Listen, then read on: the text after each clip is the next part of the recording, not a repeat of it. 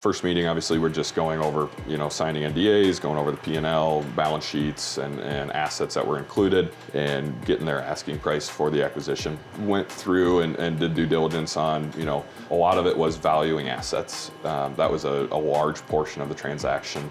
And then effectively, what is the free cash flow of the business and what will it return to make sure it's a worthy investment. So enlisted our banker, got him to kind of give me a valuation on what he would finance it at. They were willing to sell or finance it, and that's ultimately the route that we did go on it. But having our banker say, we would finance it to X, and it was about half that we actually got it for, kind of sealed it that it was a good idea. We were very tight on cash for a little bit after we wrote that downstroke payment. It will return handsomely. I prayed on it every single night and every single day because I wanted to really make sure it was the best opportunity for our team. Good morning. Welcome back to another episode of the Cost of Doing Business podcast. Today I woke up and I'm in Iowa. And this is in Ankeny, am I saying that right? Yep. Ankeny, just north of Des Moines. Yep. I'm in town I'm speaking at the Iowa State thing later today, and hung out with Chris Thompson, another good old friend from town here. And I was like, you know what? Sam's in this town somewhere. So I hit you up on the DMs and bam, we had a podcast scheduled. Yeah. Easy. I'm an Iowa Stater, so you're going to the right place. Yeah. They're good people up there. There you go. Well, that'll be my first time up there, but yeah, well, it's good to be here, and thanks for giving me the quick 20-minute, 10-cent tour already. Yeah, that's about all it's worth. Yeah, well, it was very interesting. It's what stood out to me is you had an awesome big building, but then you're also fighting the space to park and stage materials and all of that. Yeah, it's different. It's a huge. It's 50 by 200 plus another 50 by 50 kind of front area here.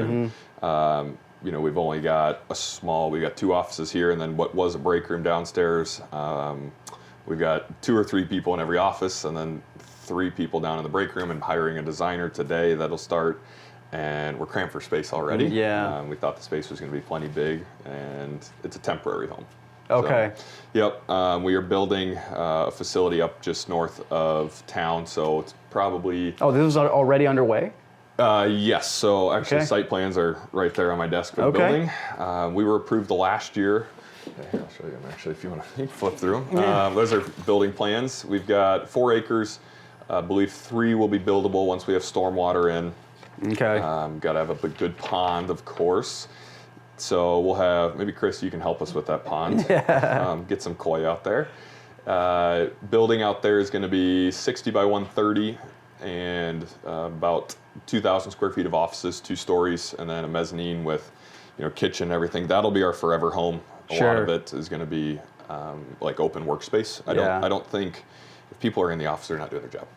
People should be out with clients, meeting with clients, talking to them, visiting their sites.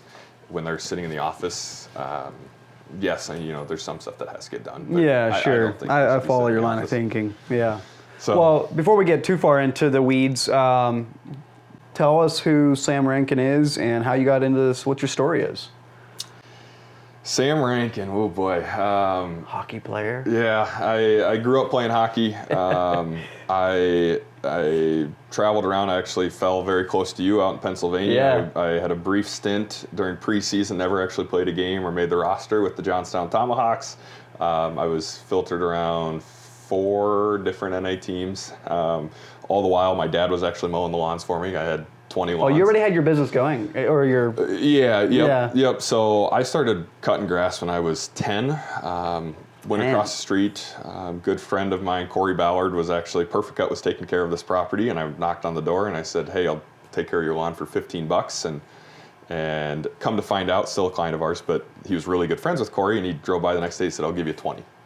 And so that was literally how I got started mowing there. That's incredible. And then fast forward 3 or 4 years, we're mowing that guy's empty lot, cut over a $30,000 check that was buried in the 1.5 foot tall grass it's just a barren lot, and took that down to the homeowner, and that was our first client. I said, hey, here's a $30,000 check. The blades must have been really dull because it just cut off the end of it. Handed it to them, and they did phenomenally, and they passed our name around, and it's the nicest neighborhood in town. So we got a lot in there.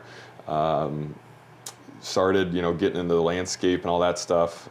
Started reffing hockey, and I wanted to make the NHL was my long goal. realized that that's not the life I wanted to live at all. They're on the road all the time, and so kept the lawn care business to actually afford to referee. You're 9 months out of the year and you're making 15 grand. I mean, you don't make any money doing it. So the lawn care kind of was a side hustle. And then I realized that it was actually what I truly enjoyed. I love the client interaction. I love putting out fires. I mean, I wish we didn't have any fires here. I wish, it was like it is on social media where everything's hunky-dory and perfect. But it's certainly not. So I'm reading a book right now that talks about entrepreneurs' addiction to chaos. So you love problem solving. You love looking at something and solving a problem. And then when the chaos, when there is no problem to solve, they'll self-sabotage and actually create chaos. We had it last week. I talking to a great friend of mine that we were always talking about, working yourself out of the business. Yeah. And maybe it was 2 weeks ago now, but I sat here and for probably 4 of the 5 days, I didn't know what to do, which is amazing. Like, that's what we were working towards. But it drives you nuts. But I was sitting here and I felt worthless. Yeah. I didn't know what to do. I was out in the shop literally sweeping. I went downstairs and I'm like, hey, can I bid something? And our account managers were like, no, I got it. How recently was this? Like 2 weeks ago. Okay. Yeah, and I was like, I don't know what to do, and I hate it.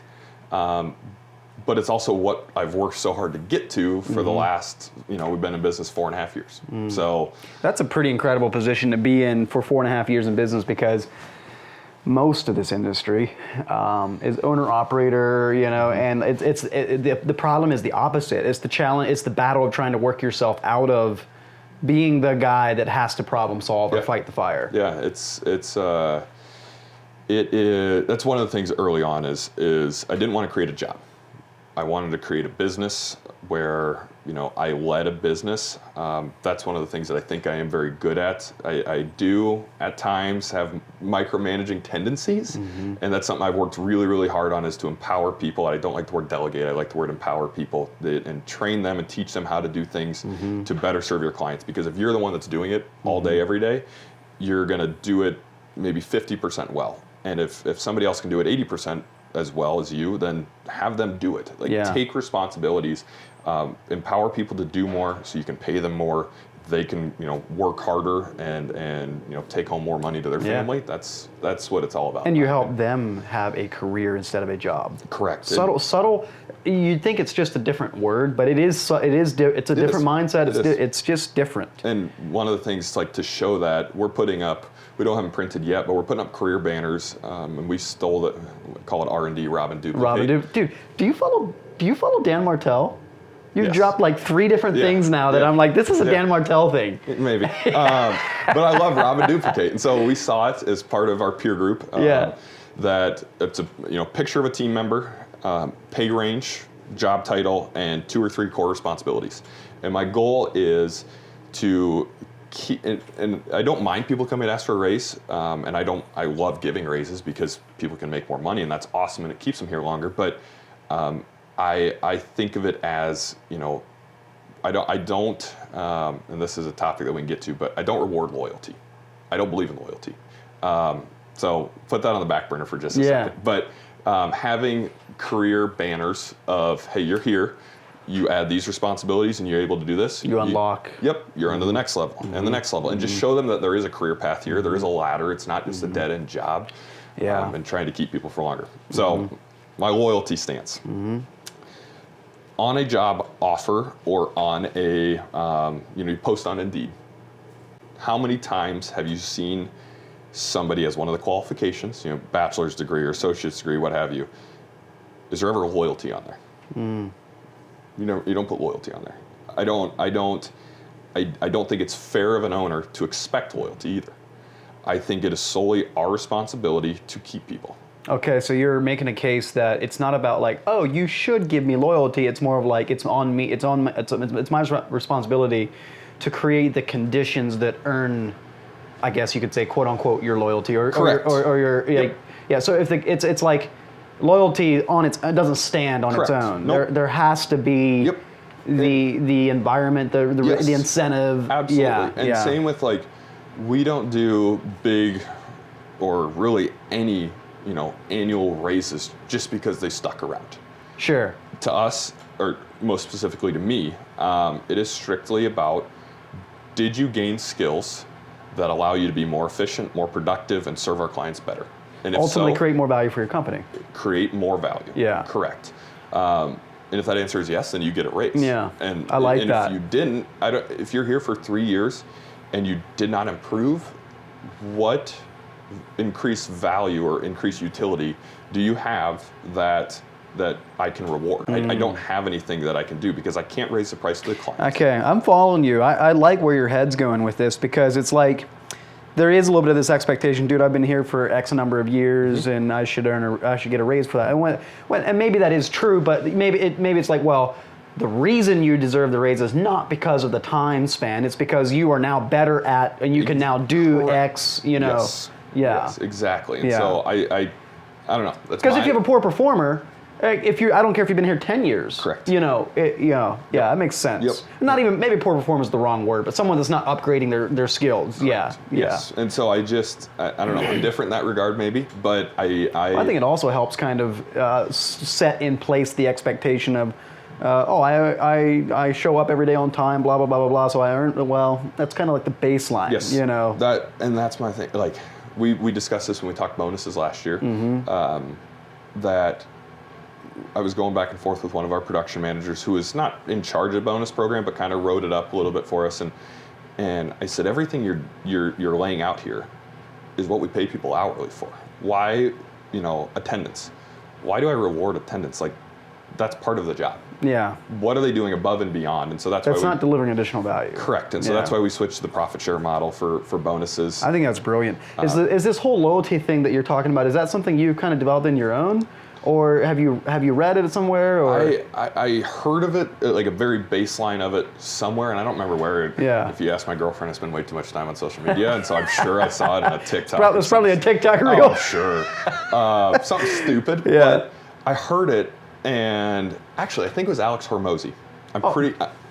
Yeah. How on earth? I know. Alex, I love him. I think he's awesome. Where's that dumb nasal Yeah, I strip? know. I'm not sure what that thing is. I haven't should've figured that done out that. yet. No, We please. could have done a lot more videos on this. We'd have just done the audio then and no video. But I think I heard it a similar portion from him, and it clicked because I'm like, you don't ask for loyalty, and I don't think it's actually even fair of us to ask for loyalty, because loyalty is sticking with somebody blindly. Yeah. Sticking with somebody when returns might not be there, and I think it's our responsibility as owners or as leaders to give the conditions that make it conducive to stay. Yeah. I don't know. I can connect with that, and I can nod my head and agree with that. When you first say that, I don't believe in rewarding loyalty. It's like, what do you mean? But I get what you're saying, and it's just reframing it. And I think a lot of people probably do the same thing. Yeah, I would guess. We just use the word loyalty kind of describe it or whatever. Yeah.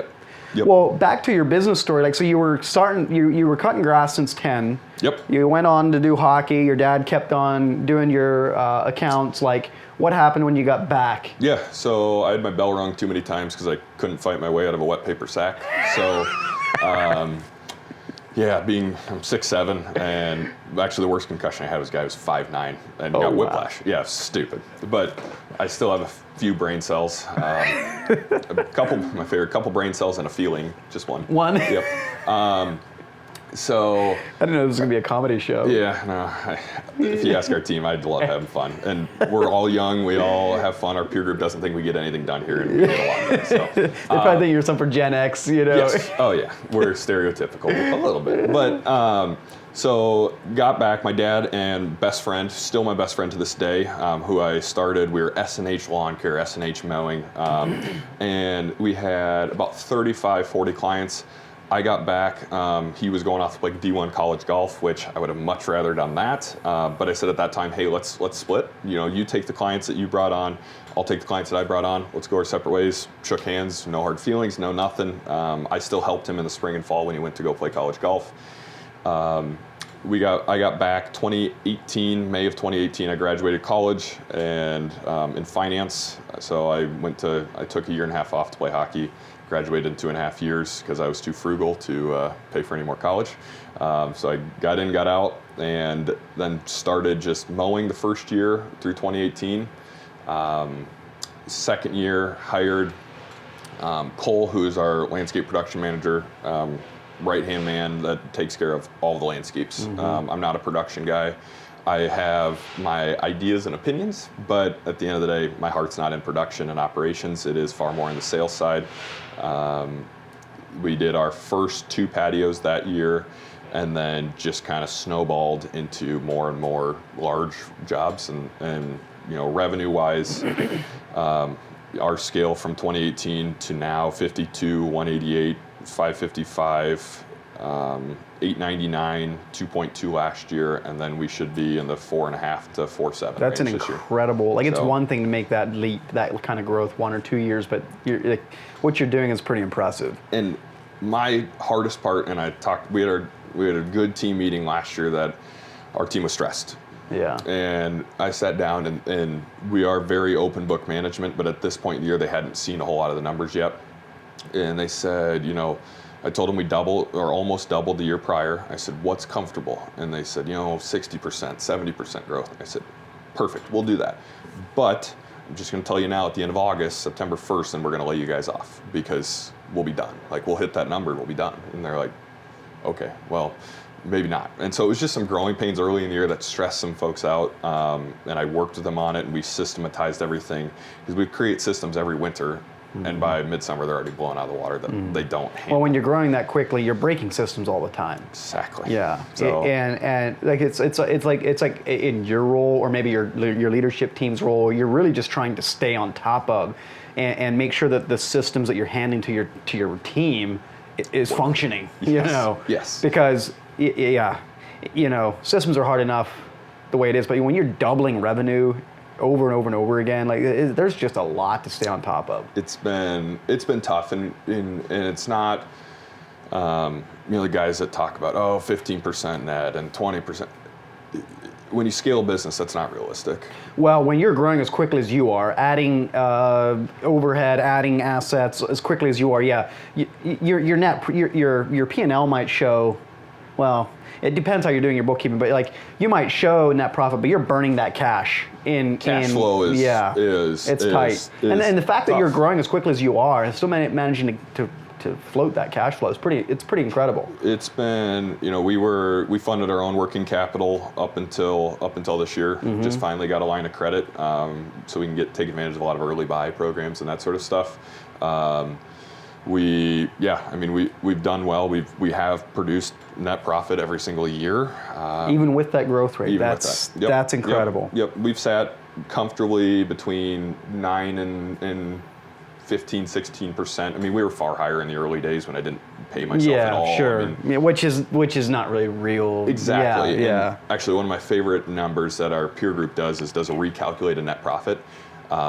Based on the revenue range, the owner should pay themselves X for an average of the responsibilities they do, and they actually recalculate the net profit of all the companies after the books. After taking out 179 and owner's comp, what it should be, and a couple other things. And there's a lot of companies with negative net profit. Yeah.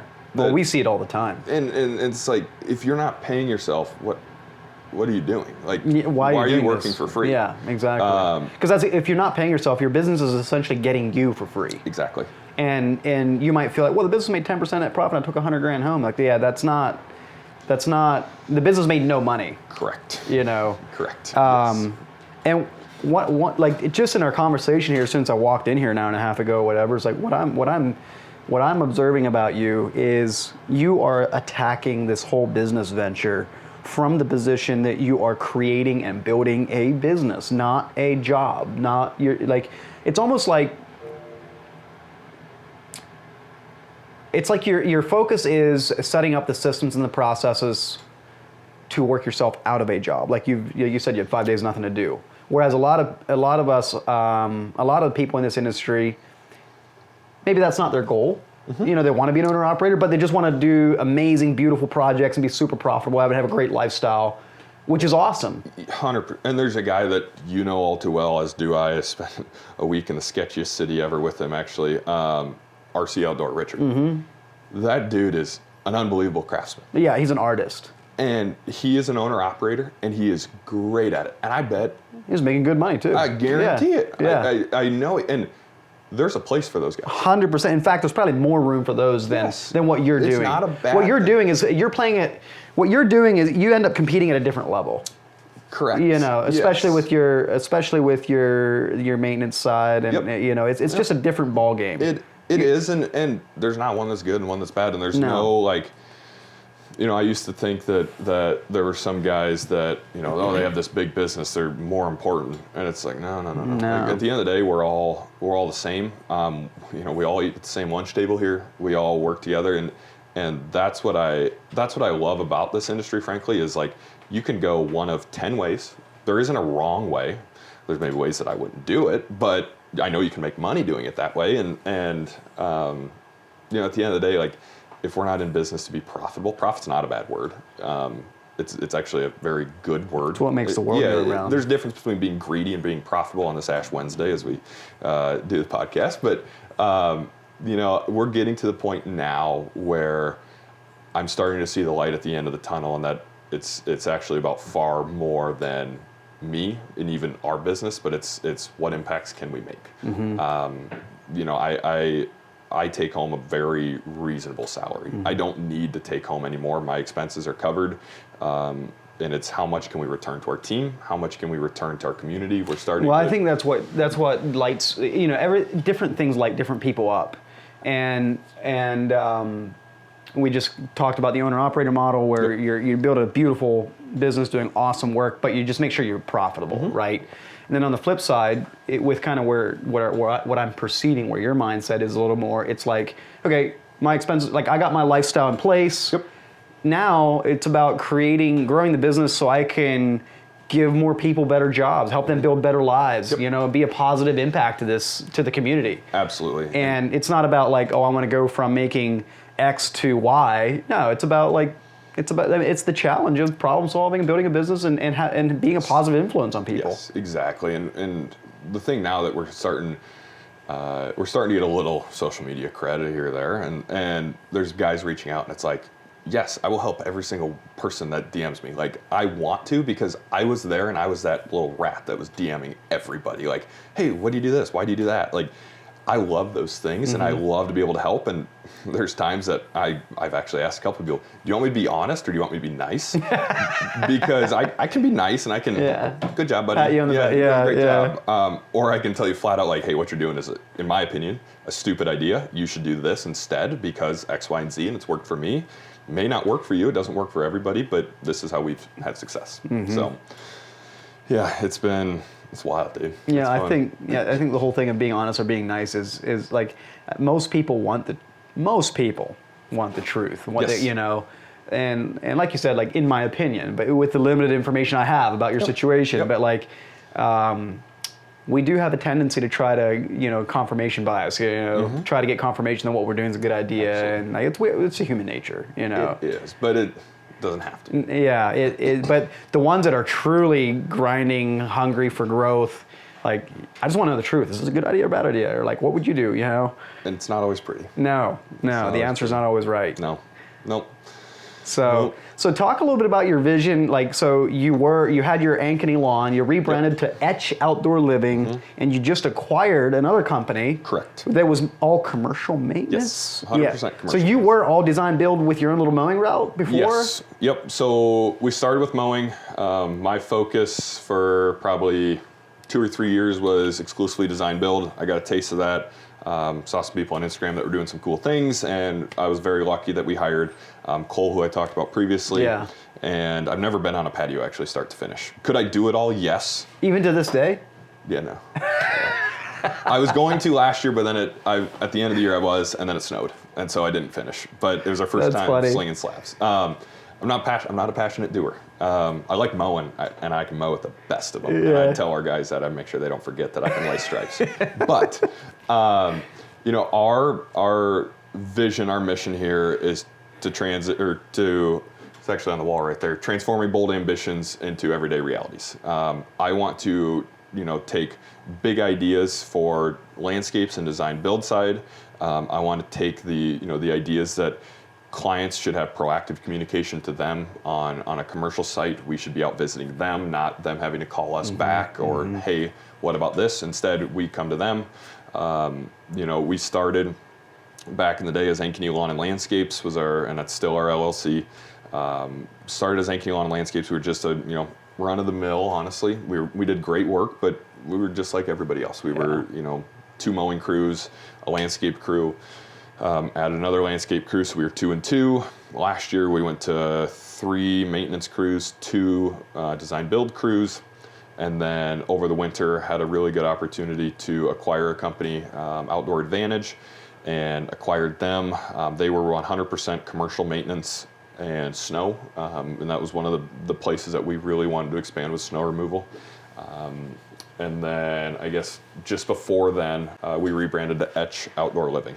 And to me, Etch is to scribe, and that's where I came up with that name. I looked through a thesaurus, not a paper thesaurus, nobody has this, but my phone's thesaurus, and tried to find something that embodied like what I want to do in this industry and in our local area, and it's to leave a lasting legacy. I want to etch our legacy and change the reputation and just generally the way that the green industry is looked at. So Etch Outdoor Living, it accompanies everything.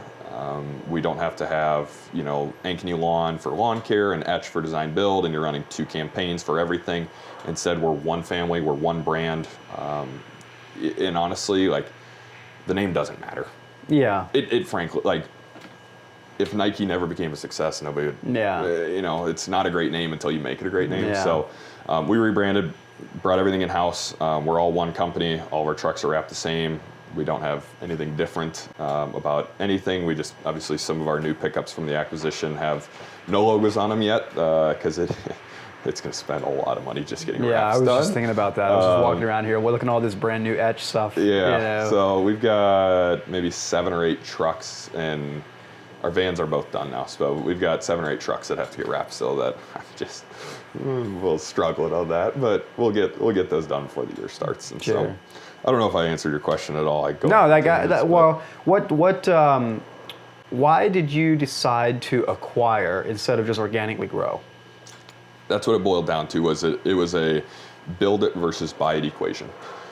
My original number when I went in to meet with them for the first meeting, obviously we're just going over, signing NDAs, going over the P&L, balance sheets, and assets that were included, and getting their asking price for the acquisition. I did due diligence over about 3 weeks. On your own, or did you have help? Almost exclusively on my own. I did, have our accountant and have an attorney on board as well as needed. But went through and did due diligence on, a lot of it was valuing assets. That was a large portion of the transaction. And then what is, effectively what is the free cash flow of the business and what will it return to make sure it's a worthy investment. So enlisted our banker and got him to kind of give me a valuation on what he would finance it at. They were willing to sell or finance it, and that's ultimately the route that we did go on it. But having our banker say, we would finance it to X, and it was about half that we actually got it for, really kind of sealed it that it was a good idea on it. It was stressful. We were very tight on cash for a little bit after we wrote that downstroke payment. And the first payment was we've only made 1 monthly payment on it so far, and that was not fun, but it will return handsomely. We ran the numbers for quite a while. I prayed on it every single night and every single day because I just, I wanted to really make sure it was the best opportunity for our team. Yeah. Because you're banking on being able to provide for them as well. Correct. So exactly. You're confident in there will be a return. Like you made that very definitively, that Absolutely. statement. So is that based on the contracts that are already in the business? Yeah. So is that kind of where your confidence is coming from? It's a very rare acquisition. I've never heard of anything like it where the contracts. This lawn care company was almost solely completing contracts for a property management company, and they both have the same owner. So they're fully guaranteed contracts for 6 years, provided we perform services up to the standard. If we don't perform, there's no reason they should keep us. Yeah. But the term of the note and the duration of the contracts were the same, and so the free cash flow monthly will cover those payments, and it will, it'll be, they'll flow together. At the end of 6 years, we might have bought some expensive assets, but our goal is obviously over 6 years to forge a relationship that I'm sure it'll go out to bid after 6 years, but our goal would be to have built a relationship, to build the rapport that, we might be a few pennies more expensive, but we've been together. It's just easier for them to continue. Yep. Yeah. They know how to do business with us, and we know the way they like things done, and we built a Well, for them, the cost of switching is like, it's the pain of. Absolutely. And it's also the unknown of like, are they going to answer when there's an issue? Those kinds of things. Like, but if you deliver. Yep. And give them that confidence, like this is just easy. Like, correct. I don't care. And frankly, 6 years from now, we're going to be. I would hope we continue the trajectory we're on, and if we do lose them, it's not going to be a substantial portion of our business as it is now. Yeah. So in your vision for Etch, is it like 50-50 maintenance and design build, or is one bigger than the other in your vision? Depends on what night I'm dreaming. It's it's bad when your dreams every single night are like company related. Yeah, exactly. I don't have it definitively. I would say that likely our maintenance will be bigger. Okay. Our plan here in the next 2 to 3 years is actually to open up an additional branch, starting with just fertilization weed control. Oh. Pretty easy to put one of those in, at a secondary market. I don't want to go from Des Moines to like Omaha. Yeah. But from, Des Moines to, a Mason City, Clear Lake market where there's not a lot of big players up there. Mm-hmm. It's about an hour and a half from here. About 150,000 in the total community between the two towns and surrounding communities, and very easy to have an applicator or two, a storage unit. All of the office stuff stays here. Yeah. And so they just have field responsibilities up there and can start building that second branch. My goal is just to continue to provide opportunity for people. I love that. I love that mission. I can get behind that. We will grow indefinitely as long as we can do it well with quality, and as long as we can provide ample opportunity. Yeah. It's not like I'm going to get to this point and then I'm just going to strip cash from the business and ride it out. I would rather continue dumping cash in the business and create something that can eventually be passed down to either, future son or daughter, or, passed down to another employee. Mm-hmm. That's my goal. Yeah. I think it's a noble mission. Some days. Some days. Yeah. Some days I feel like I'm a 501c3. I think every business owner probably feels that. Gosh. Well, that segues into my next question. There's a couple questions I always like to drop on the podcast, and that is like, what's the toughest thing you've ever went through? Tomorrow. Tomorrow's always the toughest thing I'm going through. What do you mean by that? I truly believe every day's a good day. My girlfriend asks me every day, "How's your day?" Same thing you get when you get home every day, and I tell her every day was a good day, and she gets annoyed and no, really, and I said, "No, it was a good day. Like I might have a bad minute, might have a bad hour, but I never have a bad day." The 6 inches between your ears is all you can control. You can't control what somebody else does to you. You can't control what happens. You can't control if a mower breaks down. You can control your mindset on how you take care of that problem. Tomorrow's always my toughest day because it's always the unexpected. There's never, and I don't think we've ever had a point in our business where every day is stressful, generally speaking, but we've never had a day that I'm like, man, I don't want to do this. I don't want to do this. Like I've had an hour where a guy says, hey, so-and-so gave me a job offer for $2 an hour more.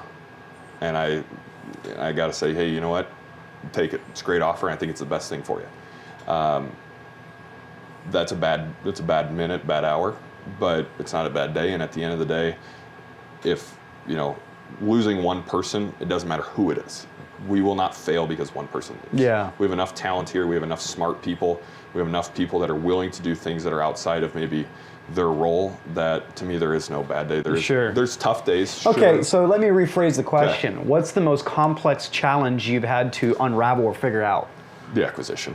Absolutely. Okay. Yeah, going through that, it was the first time I did. I had an internship where I did merger and acquisitions for Berkshire Hathaway. Seriously? Yeah. Wow. Yeah. So.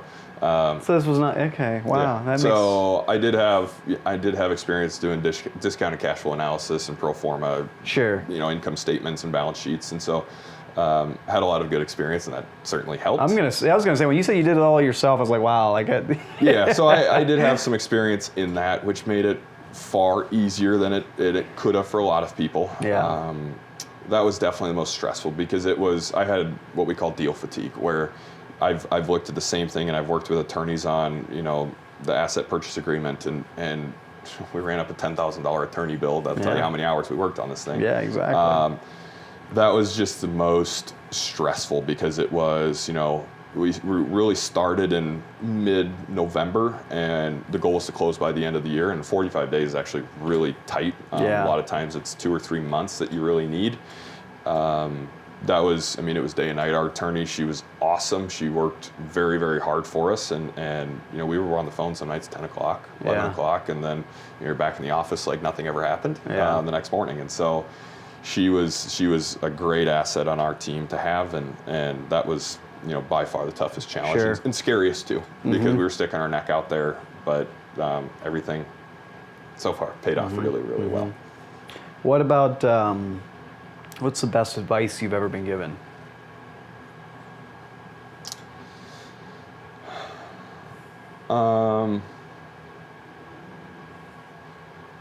It's a good question.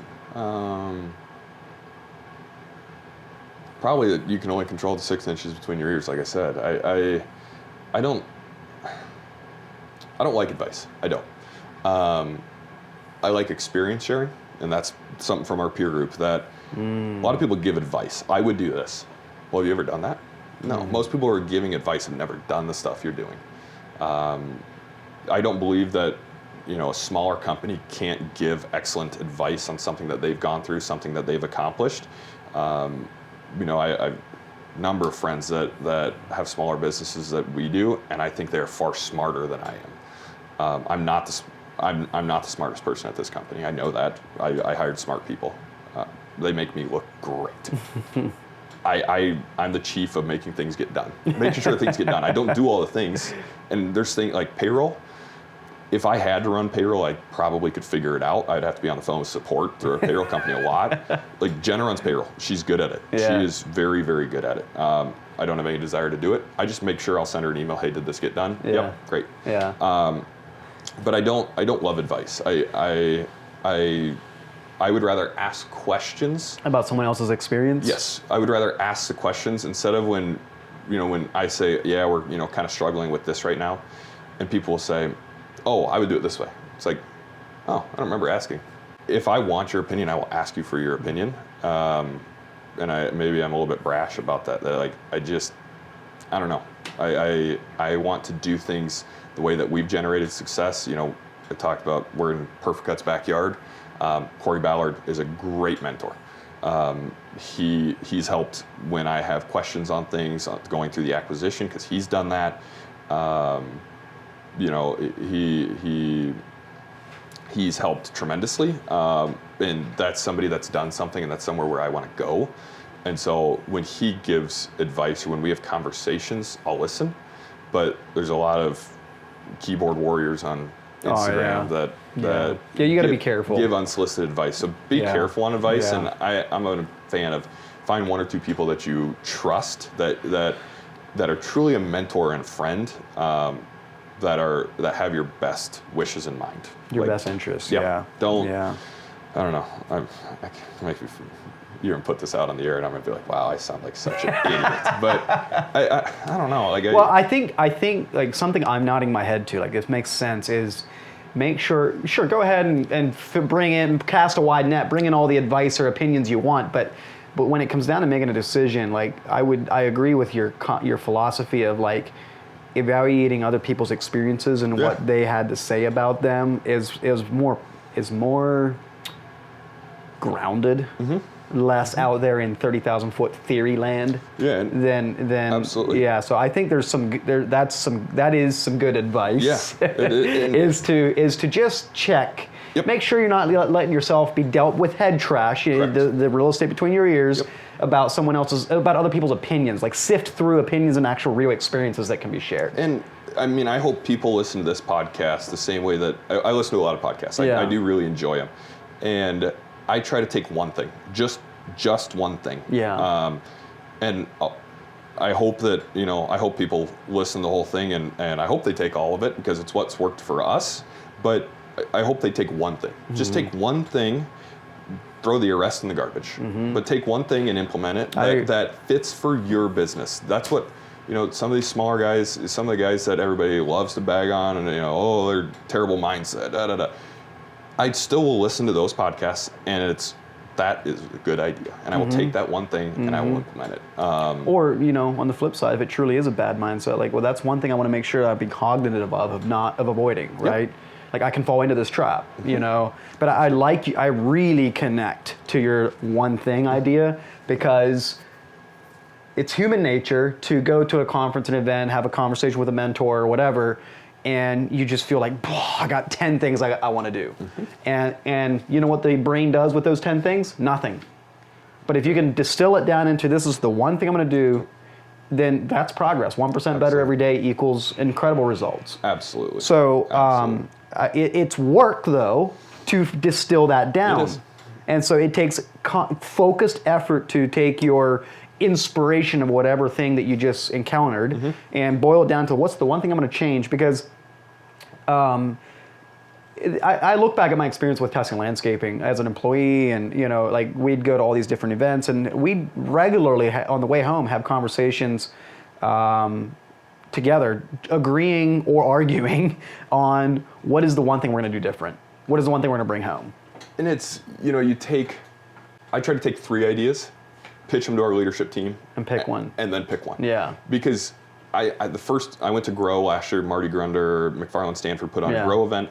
I came back with like 7 sheets of notes, which is cool. Don't throw them away, but no, one at a time. But they were like, "What the heck? Like, what kind of goo-goo juice is he drinking?" Like, they're just like, "Dude, slow down." And so then we start doing these weekly.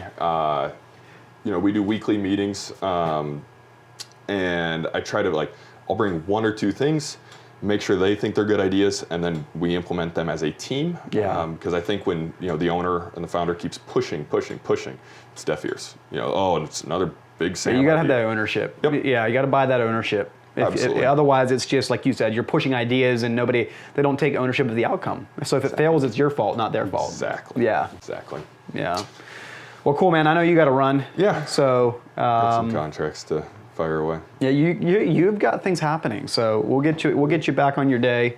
But thanks a lot for letting me pop in. Dude, my pleasure. Yeah. It's fun to have people and our new shop. Hopefully, make it back out this way. And we'll have the new facility and that'd be cool. It's going to be awesome. It's going to help our business so much, just from an efficiency. I can already see standpoint. that with the challenge you had with the parking and all that. So yeah, it's been exciting, but I appreciate you. It's been an honor, man. Hey, thank you. Appreciate your support and everything. And absolutely, SynkedUP's been great for us, and that's one thing that we talked about off air. But we had the most profitable year we've had, even with the growth that we've had last year, because we implemented SynkedUP.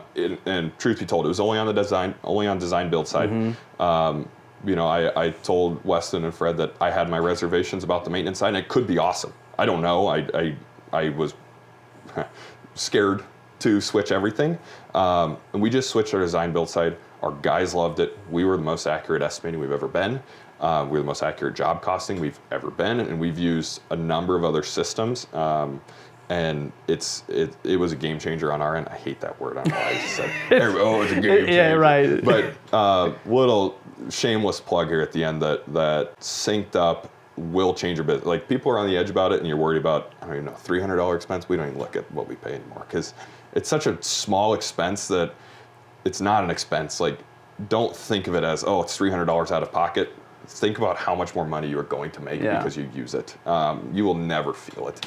put it on the old Amex, and just pay it. Yeah, So. and then watch the bank account get balance grow. Absolutely. So, well, I appreciate yeah, that, Sam. shameless plug. And it's been fun getting to know you. You as well. It's fun, like especially with playing hockey. Like I'm always into the hockey thing, so it's Yeah. good to have you as a friend. And You as well. I'll be back out. Awesome. Thank you. Cheers. See ya.